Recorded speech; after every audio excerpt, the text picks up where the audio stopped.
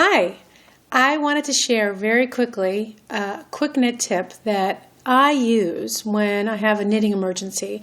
So for example, if you're out and you don't have a tape measure, which you'd think is a very common thing that you'd have if you're traveling with a project.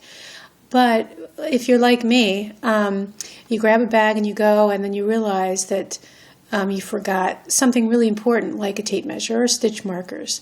So the last time I shared a quick knit tip video, it was to make your own homemade stitch markers out of straws, which is kind of fun. And so kind of like a no-brainer, you know. So if you didn't catch that one, you can check it out on my blog, splendidsticks.com.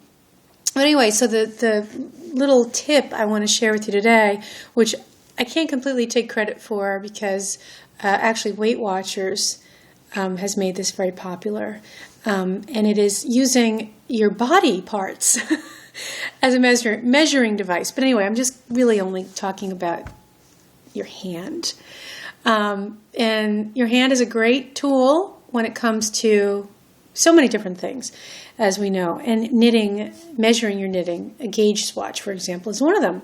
So your finger, your index finger is a really good little personal ruler, because if you look at this area right here, where that little fold is, that from that point up to the tip of your finger is an inch.